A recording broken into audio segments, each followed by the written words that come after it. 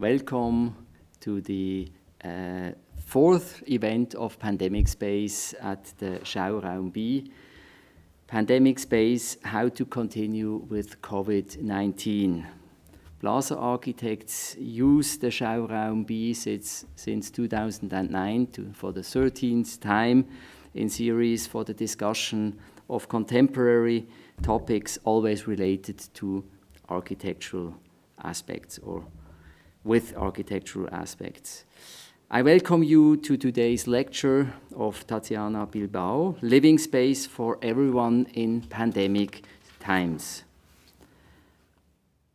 I want to give this series kind of a frame and speak of the content. The pandemic space unsettles us on many levels. Financial crisis, climate change, democracy and filter bubbles, Black Lives Matter, and resource shortages. The fragility of the world and the unpredictability and limited influenceability of developments become very directly perceptible. Globalization as an economic efficiency drive the risk trade-offs of our actions are up for discussions. Digitalization is advancing very fast, and this is precisely what has a major impact on our mobility, our coexistence, and our forms of work and life. How does this all affect our space on the level of the city, the agglomeration, and the villages, on different continents? And what are the challenges and consequences for future building, education, health, work, leisure, culture, and housing?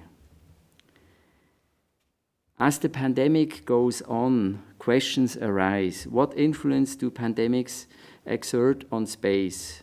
And with this also fundamentally, in what form do we want to, and do we conduct architectural discourse at all in the future? For this urgency, we developed the event series that we are now in. At the same time, we kind of experiment with different forms of testing and testing of how to exchange knowledge and how to come together, how to discuss topics like this in a pandemic environment.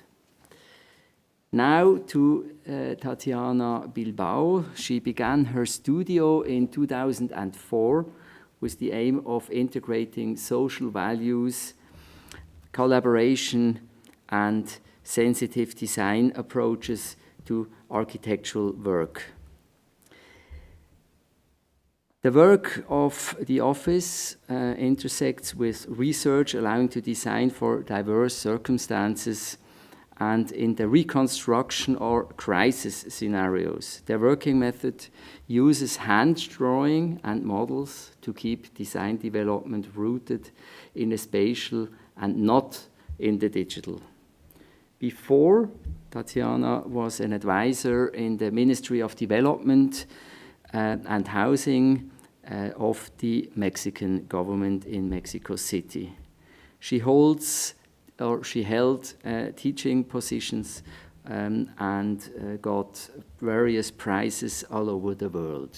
Now we welcome Tatiana Bilbao for her lecture, and we are very happy that you are here. Tatiana, please.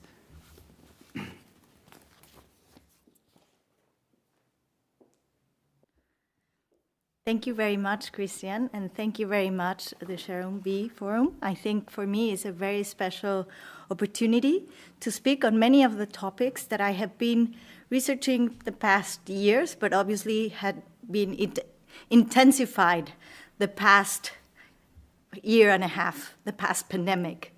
Even though I think that for me the most intense month was July, after seeing these two images that for me represent July 2021 and will keep in my mind.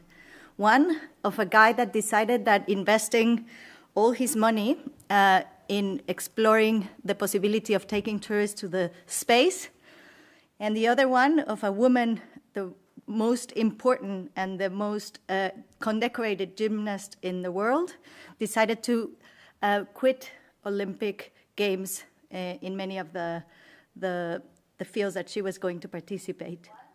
This tells a lot of things about where we are as society.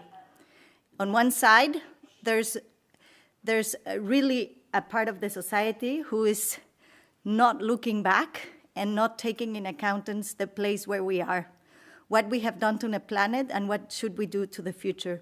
And then there's others that start to understand that our care and our personal mental health is the most important thing and the most valuable thing we have in the world. In recent years, the city, and citing Pier Vittorio Aureli in the introductory essay in the book, The City as a Project, it has come very popular, and we have grown through the mantra, more than half of the people live in urban centers. Nevertheless, this has not been enough for us architects or anyone to be able to imagine the possibilities of the city. We have not gone through the process of understanding that we need to act urban and planning-wise. The city, and it's because it's told, grows organically. And there are many forces that pull, and then it's impossible, therefore, for us to imagine. They have become unbearable, huge, and unthinkable. But again, coinciding with Aureli, there's an hyper big contradiction. The space of the city shapes us, shapes the future, and shapes our possibilities on it. So it is true that we need to understand that it's urgent to act in the city as planners, as thinkers, as sociologists, as economists, as financiers, as anyone, as all of us in society. We need the cities because we're human beings that need each other to exist. We don't exist by ourselves. So we definitely need these collective settlements to exist. In every city, there are infinite cities. Every time that we think on a city, we should not think on a vast and limited space. It is true that it's infinite cities, and that could be called organically growing. But those forces that make the cities grow have nothing of organic and nothing of innocent. These forces are forces of production and capital. And these forces are every day more and more leaving more people out of the possibility of existing in the city. The city is not going to disappear. What is going to disappear is us in the city. So we definitely, as architects, urbanists, and planners, it's not only a time to defend the city, it's a time to make the city possible for everybody. The city that we live on today is the reflection of the society of production, the one that was built upon the construction of the use of fossil and carbon energy. This in Elisa's Iturbi ensayo, Architecture and the Death of Modernity of Carbon, is clearly explained, and it has not changed since the past 200 years. Probably we have seen different shapes of the carbon city, the early 20th city, dispersed, deorganized, unsanitized city of the pre-industrial time, then the city of the modern time, then the postmodern, and now the contemporary city. But those have a basic single thing that they share, a city that is fueled by carbon fossils. We definitely need to overcome that, and to see probably in the future, hopefully very soon in the future, the post-carbon city. For me, that post-carbon city obviously needs to urgently understand how to base its production and not using carbon fossil energy. But that is not the only thing we need to overcome. It's definitely very important that we find different types of social relationships that enable the possibility of existence in the city. And this is where I would like to really focus. I think the pandemic did not cause the things that we are actually today living in the city. The pandemic exposed them, and of course, it took advantage of them. Today, I think the other mantra, the new mantra, is imagining the city post-COVID. I think that it's urgent that we imagine the city post-carbon form, and for me, it's called the city of care. And the city of care has the house in its core. And I believe that the understanding of the home, it's a most fundamental act on these times. Relying that the whole world now believes on the modern notion of living, it's really urgent that we try to think how this house has really affected the way we live. It's obviously a house that has responded to the city of production. It's done and it's based, and it has its origin in three frictions, as Fernanda Canales says.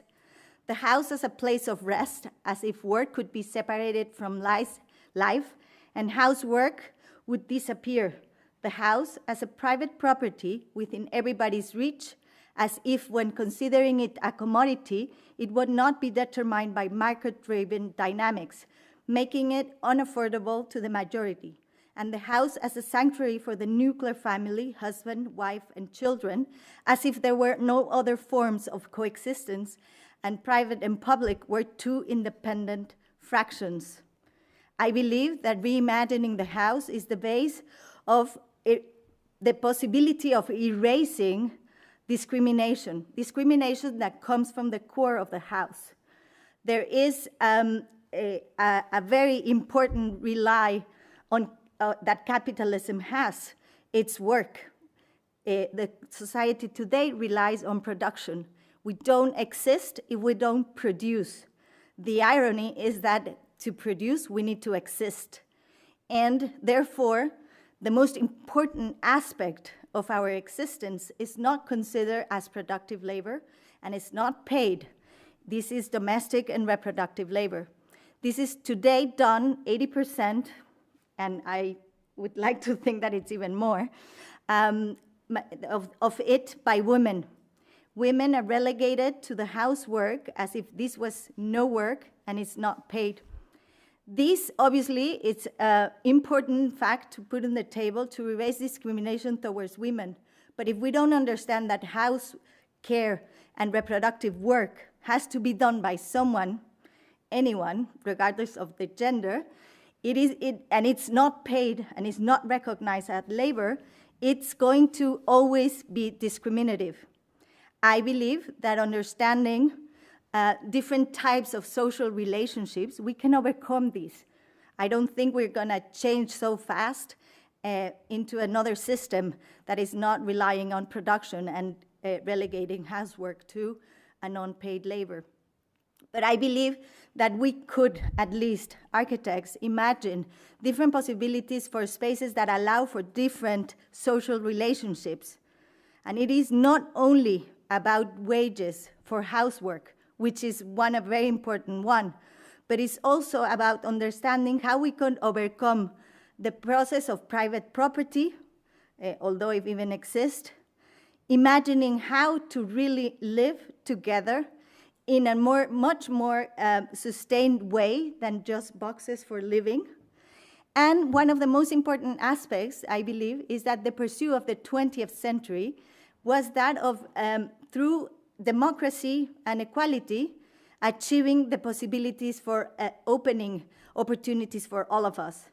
I believe today that it is imperative that we think how to bring democracy and equality for everybody, but through accepting the differences of each of us. We certainly all need to do and have the same physical necessities, but none of us do them the same and haven't in the same way. I believe that it's urgent that we allow room for these possibilities to happen, much more than what has happened today. In my country, in Mexico, housing is a constitutional right. Every family has the right by the 4th article of the Constitution in the 1st chapter, to enjoy a dignified and it's what it says, every family has the right to enjoy a dignified and decorating housing. The law, a place of living. The law will establish the instruments and the support necessary to fulfill these. Then the law defines what a house is exactly. The house is defined as a place where there are the activities of reunion or rest, and that need to have the minimum dimensions of surface, height, and ventilation, and illumination that are considered in the construction code. But also, they should have as minimum 1 bathroom, 1 kitchen, 1 living space, 2 bedrooms, according to the laws of Mexico. This describes a specific form of living. This obviously allows for very little more than the heteropatriarchal family. This is becoming also maximums. The law says minimums, but this is the maximum normally that every individual can get. This is sold as the ultimate possibility for you to living. But these boxes for living are killing really the possibility of life and therefore of existence. These people have to travel for 3 hours to go to work, to come back for 3 hours in 3 different types of transport, to only be able to sleep for maybe 3 or 4 hours in these boxes and then go out again. These people cannot stay home now in the pandemic. We'll need to go out in order to get back, to keep paying for this box for sleeping. But I think not only is hyper dangerous that we continue to promote this process of production of living, in order to limit the social possibilities, we are eliminating the possibility of each of us to having our own rituals for living. We have understood that opening, for example, the kitchens in the space and expose them to living areas will expose labor and then therefore help women. But this is killing the possibility of trespassing the notion of cooking through history of your family, through your culture, of exploring the flavors. How come you cook in a kitchen like this, a mole, that brings so much things in, for example, a very traditional plate in Mexico? One of the most difficult things for me is that it's eliminating the possibility of the majority of the population to exist. In Mexico, there's 67 known, because I believe there are more, different communities that have even different languages.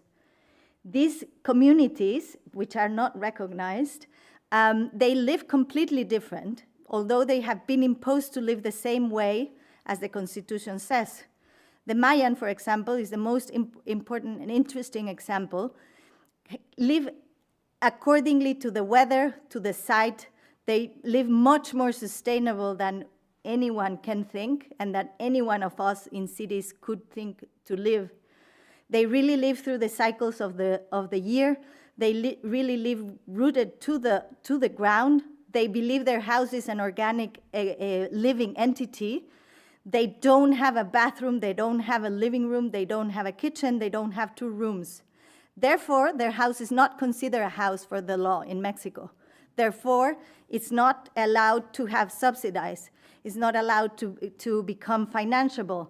Then it's not possible to grow. Then the kids need, when they grow up, they need to build a house that is defined by the law as a house. They then lose the possibility of engaging with their community in the way they live. They don't share a heteropatriarchal way of living, and they raise children as community. They don't have a kitchen to cook for 2 people. They have a community kitchen that cooks for the block, or sometimes even for the village. They don't have a bathroom to just go in a box with maybe an electrical ventilator to keep the smells out. They have the woods. They bathe underneath a palm. And this might sound exotic, but it's not exotic. This is because I respond of the weather, of the conditions of the place, but most importantly, on their social rituals. I think then it's imperative that we really think how we are imposing to the whole world how anyone should live. We have to understand that everybody has a different way of relating to the space. I believe that it's imperative that we have a new vision towards housing. I would start with the room. Everybody definitely needs a space to rest, a private space to be able to dream their most truly beautiful dreams. We do all have to sleep, but we don't all sleep in a bed. We don't all do it the same way. And definitely, as the Mayans do, we don't all need a bed. So we really need and are extrapolating our wishes of some very few to the whole population, limiting the possibilities of anyone to exist. The bathroom, why do we all need a very steady, squared room with fixtures to have our most interesting and important ritual, which is body cleaning? Where did we forget that body cleaning could become a bonding experience? When did we truly eliminate the possibility of being able to relate with our bodies to others in a place so intimate as a bathroom?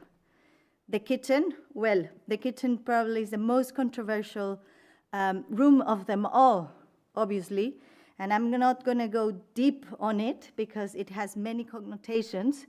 But I could easily say very clearly that we do all have to eat, but do we all have to cook? And most importantly, do one person in our household needs to cook for all of us?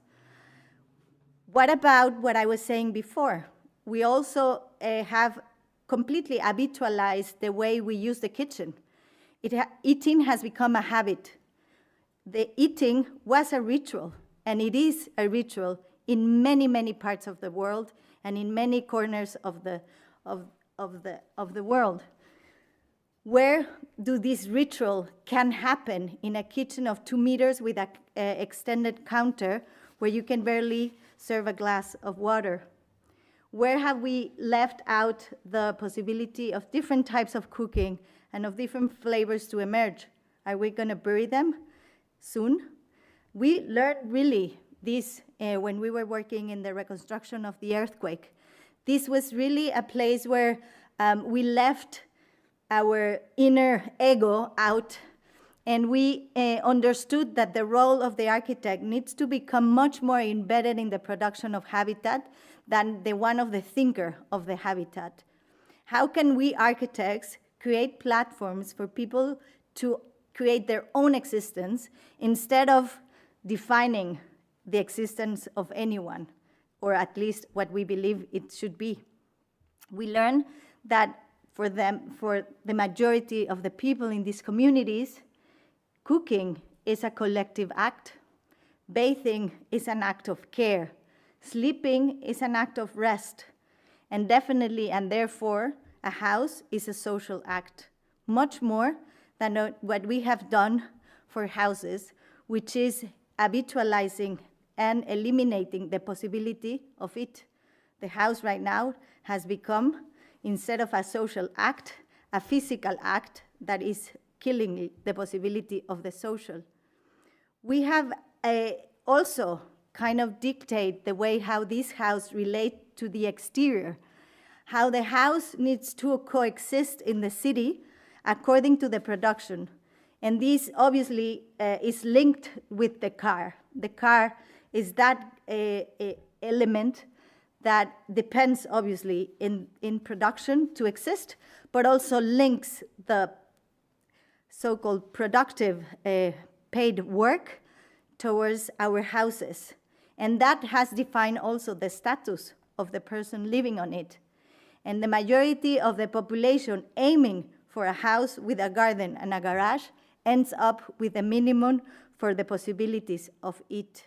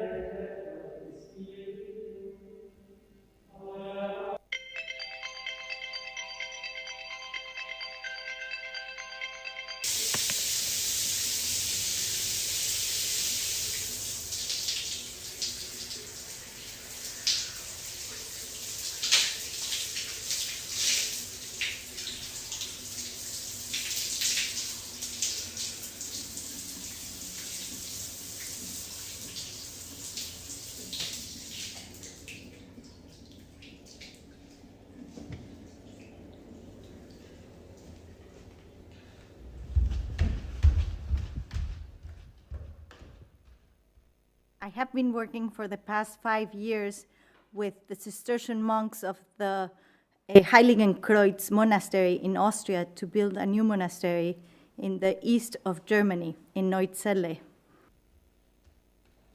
Buenos días.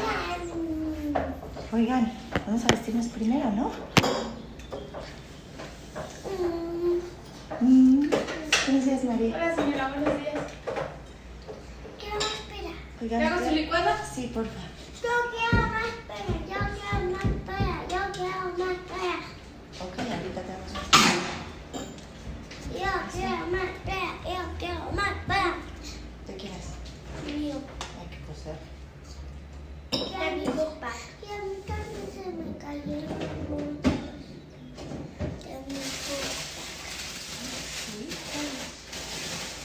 Oye. ¿Cómo te pones? ¿Cómo te pones con él?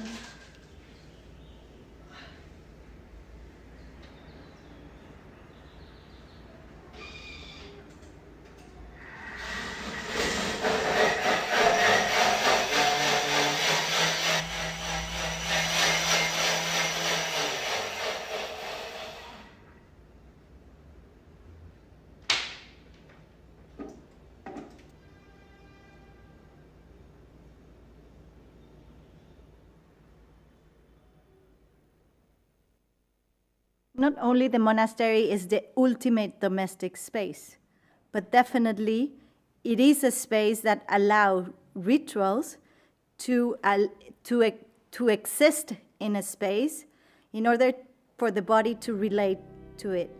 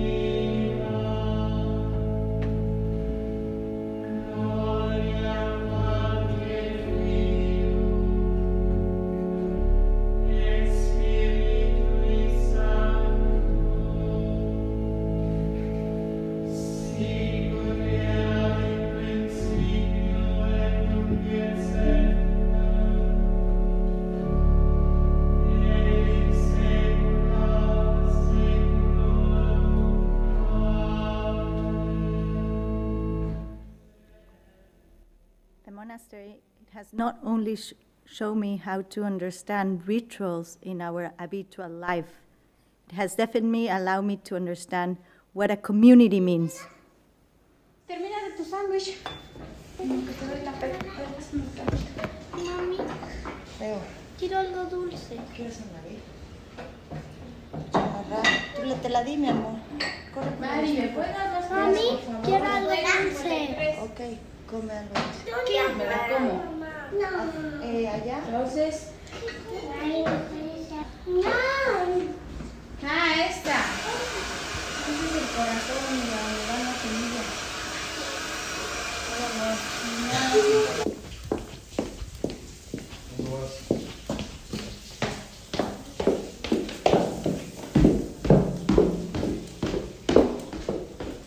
Niñitas.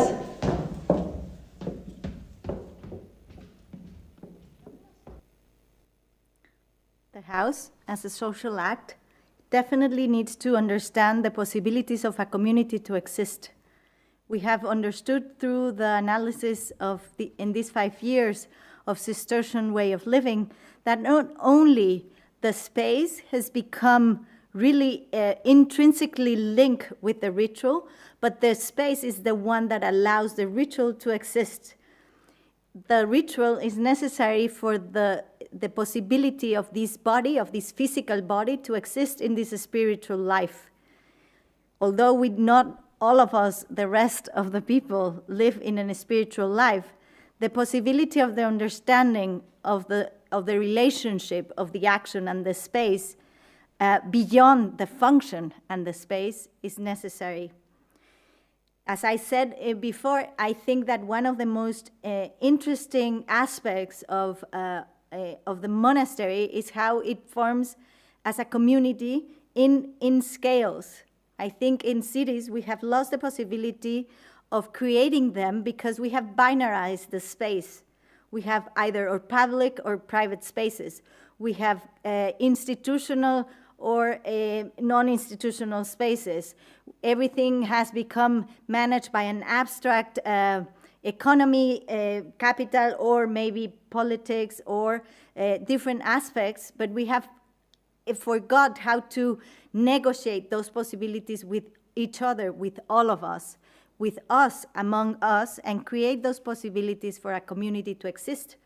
I have understood the role, the importance of the individual and the collective in a monastery, because that's the only way they can really sustain themselves to be able to live a spiritual life. For them, the first layer of protection of that body that lives in this spiritual world is the robe.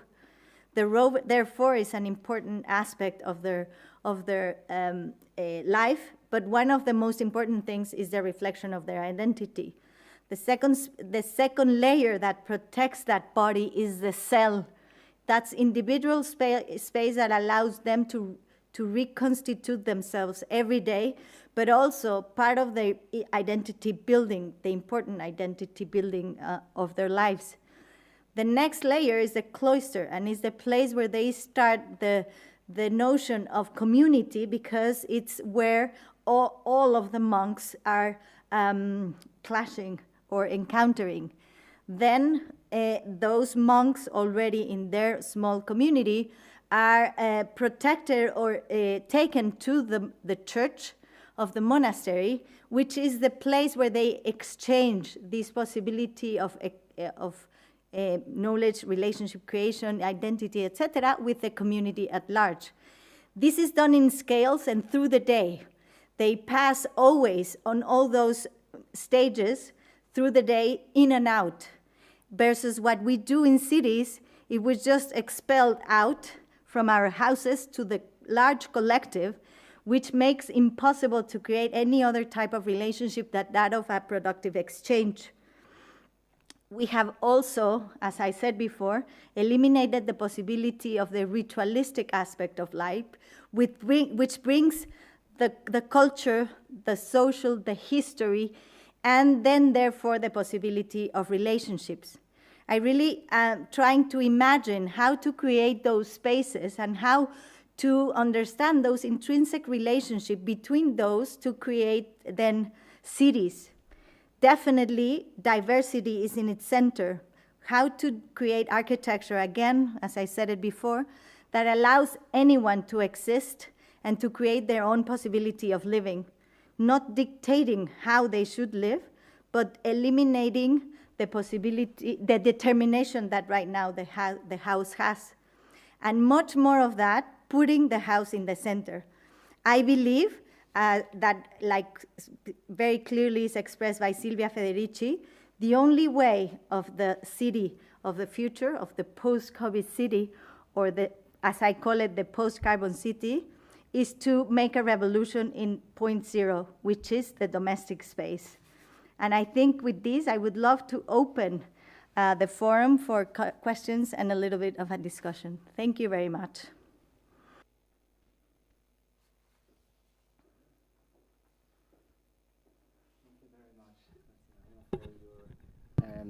Interesting lecture. I have a few questions from the audience and also myself. I want to start, now you talked a lot about the city.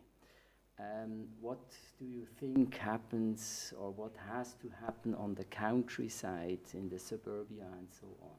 I believe if we start thinking on these much more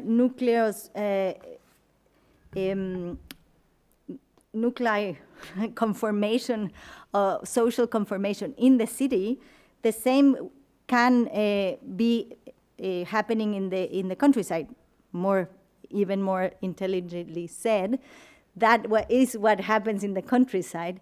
We should, in the city, allow ourselves to understand how to create those possibilities of community creation in order not to erase them from the countryside, but to really integrate them in our cities. I think that we have right now a very difficult relationship with the countryside, because the city is taking all of its resources, no, and its possibilities. So therefore, this is why the mantra that more than half the population are in cities, is because it is becoming unbearable to live on the countryside, because the city has taken all. If we in the cities start to create this nucleus of possibilities that rely on our existence in the city without relying on that, I think we will be able to allow the countryside to exist as it has existed for forever in a very sustainable way. For example, and I think one of the most clear examples of that thought is exactly what happens in the Mayan communities. So in the city, you can live more or less described as the law says. But in a place like in the Maya Peninsula, in these little communities, you cannot live the same, although we are really only allowing these people to live that way, no? And I think this is a very obvious example and a very maybe binary example, but this is what is happening all over the world. I just came from an exhibition of Iwan Ban, and he took pictures of Burkina Faso. It's exactly the same thing. People in these beautiful villages who used to live completely integrated with the landscape are now transforming their houses into concrete block houses that are truly unsustainable and really horrible to inhabit. Okay. One other question is, your statement is political in a very great sense, and the question was why are so little architects in politics, and what are, and also a second question, what are the roles of the laws and governments in this whole? I think we architects have forgotten that architecture is politics. Isn't politics the space of mediation between a collective? Isn't architecture that? And I think that I don't want to be a politician, but I do believe that architecture is politics, so that's why I speak like this. And I've been trying to understand how to translate that into space. We have been working in different types of doing it. And for example, to start with, by not repeating how we design, kind of super pragmatically, we start a collective housing living, and we start with how many parking lots do we need, how many units do we need. No, this is obviously completely designed for production. And then how many, on those units, how many people will live, no? And then we design. We don't think architecture really can avoid responding to capital if you start with operations like that. No, so when we design, we start with different types of operation, as we have been trying to explore which types of tools we could use. And this is how we develop these, I don't know if you're seeing the screen, my screen. We developed this chart that was relating more to design a house, activities and emotions, instead of thinking of spaces that would be for individual use as a sleeping room or as a kitchen or as a bathroom, and not labeling spaces. And after that, we used a method of collaging those spaces to describe the types of physical relationships, because the space is physical, that they have to allow different social possibilities. And this house definitely is designed not for one individual, not for 10, not for any number, and is not designed to have a kitchen or a bathroom or any amount of kitchens or bathrooms that prescribed. This is a kitchen that allows anyone to create their own possibility. And I think that this is what we started with. It was an experiment. I think, and I have to confess that when we arrived to the result, after doing all this process, I was a little bit disappointed, and I thought, we could have arrived to the same aesthetical definition if we would have started with a house that has a kitchen and a bathroom and labeling those spaces. But definitely, and then I trusted myself in the process, and we continued doing research. But it came that 1 year ago, 2 years after, no, 2 years ago, 1 year after we have done the design, and I thought that, someone was interested in building this house. And they have seen the design, and they have interpreted the place in a completely different way that I would have done it. Obviously, we didn't label the spaces, but I, in my mind, knew how I would inhabit this place. And I was really surprised, and I truly understood that we had done a place that could be inhabited in a completely different way than we imagined. So I'm trying to understand how to translate all those possibilities, and I definitely think that we need to start questioning the way we represent, the way we start operations, the way we analyze the places, because we tend to think that all these notions are completely objective, and are completely scientifically almost prescribed, A house needs to have a kitchen and a bathroom, and this of these sizes, this is the correct size, the modular, which is a man, and we trust on that, and we have trusted. I have trusted for many years. And then all of a sudden I have understood that those are the things that are perpetuating the impossibility of the majority of the population to exist. Now you come from one of the largest cities in the world, Mexico City. What kind of scale of community do you envision, or what is a human scale also in these projects? How many people can actually dwell together? Is there something, or can we overcome that, or does this change? What is your opinion on that? Well, I definitely think, I don't have the answer for that, obviously, and I don't think anyone can have it, but I definitely think that the understanding of the scaling of the relationships is what it's going to make collective living sustainable. So it's impossible to govern a city for 22 million, But it's very possible to create blocks of people that are self-sustainable and self-governed, that then can depend on the next levels. I always use the example of Switzerland because I believe in this place. There's very few people who know who's the president of Switzerland. Maybe you do, but outside in the world, we don't. And it's because for you, it's very important, the local representation. Obviously, this can happen in Switzerland. You're 7 million people, right? And that's the key, because you're 7 million people. It's impossible to think there can be a democracy that works with 400 million people, like in the US, or like with 125 million people like in Mexico, or a city that can be governed by one person of 22 million. So if we really go back to the origins of democracy, is the possibility of representation. So we need to start again to escalate those possibilities of relationships, the same spatially. What I was explaining, we need to understand how to create those spaces that are in between the private and the public, and stop binarizing, and stop saying, okay, we need more spaces for the common to happen, for those relationships that need to happen in a stronger way, in a smaller collective.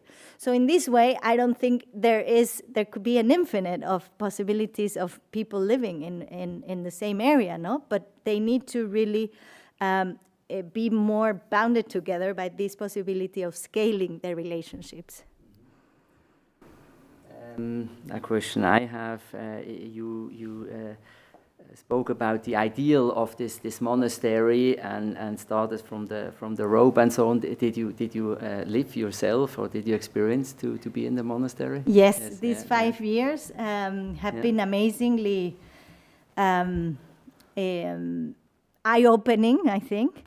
I have been living both in the monastery in Heiligenkreuz, and I have experienced the monks living in a non-monastic way, and how difficult, how has that been, no? And then I have understood all those important aspects of the link and the bond between their life and the space, you know, and this space that is very specifically designed. And I have, as I said, understood and experienced myself this notion of, you know, kind of being taken to my individual space and being brought out to the collective in a staged way that is so great. I would like to think that this is a possibility for cities. So maybe this is a kind of an ideal way and an ideal community and an ideal scaling of how to live together with nature and people. Well, I'm not saying the monastic life is ideal, by no means, but I think that there are many notions there that can give us a lot of hints, no? And one of them is what I was explaining, that I think there are no binaries, no? There are spaces for the grays, which in society we have left out. And this in cities, no? There is these buildings, and then you're thrown out. The buildings, they get larger and larger, so now you have more neighbors. You open your door already and you see 10 doors around in the hallway, then you don't know anyone. And then you go down the lift, you open the door in in the street, and then this also completely becomes hyper abstract, too collective, impossible to relate. How can we, architects, obviously I believe, one of the important things I didn't said, I'm not that innocent to think that architecture can change all, but I think architecture can, again, be the platform for society to be able to change. And I think that by right now in the pandemic, I think myself, I experienced that. We really, I hope, as we citizens realize how important was to have those spaces to share, for example, with the 3 families in my building, no? But then I have to, if I wanted to share labor with the kids, where? In my house? No. In his house? No. But there's no space, so then we cannot share anything, right? Whereas in the monastery, there are all those different stages of spaces. Okay. One last question we got is there a city that you know which comes close to this idea of the communal space, or in other words, what do you think are the most important things that enable such a communal life, also in terms of the very money-driven world we have? Well, I think, first of all, it's much more difficult to live this way, because definitely one of the most important things living with a community and embedded in it, it implies participation and conflict. Those 2 things are embedded with that. And most of us, and now that we are so pampered, we don't commit to that, no? We don't understand how to create a participation, because it brings us into a big conflict. We want to avoid that, no? So we really need to be able to allow ourselves to do that. So I don't think there is, also one of the things is that I don't think there should be examples. I don't think there is, and I don't think there should be examples, because each of us relate to the other in a completely different way. And the possibility of each of us relating in a different way to the other is what I think needs to happen in the future. Right now, we are standardizing everything, homogenizing everything. No? Democracy is what it works for everybody. Well, in a 400 million people country, democracy, as you could see in the United States, is falling apart, no? For many reasons. So how could you, definitely representation is what we want, definitely the possibility of the voice of everybody is what we want. How to do it in the society today and in the different societies today, no? Mm-hmm. Well, thank you very much for also to answer these questions, and I think we come to an end, and I would like to make a little appointment for our next event. So great, thank you very much. So first of all, thank you very much, Tatjana, for this great lecture. We are very happy that you came actually also here. It was not planned, so we thought that we have to broadcast from Mexico, and it was a big surprise. Thank you also Martin Schaffner and Max Spielmann from the Hyperwork for the whole technical realization of these broadcasts and the good cooperation. Also, thanks for the support of Savida and the Christoph Merian Foundation that makes this happen for us. And to the very last, at the 1st of September, we speak of dritte Orte and Corona, of third spaces, here in the showroom B, again on Wednesday at 6 p.m. Daniel Hanni, which is founder of Unternehmen Mitte, and Rodrigo Grönquist, that is Beauftragter für Jugendfragen des Kanton Basel-Stadt. And we will have a talk with the title Soziale und räumliche Distanz, where this pandemic has a great impact. So here is this announcement for the lecture, and at the end, again, thank you very much for being with us, and see you at September 1st. Good evening.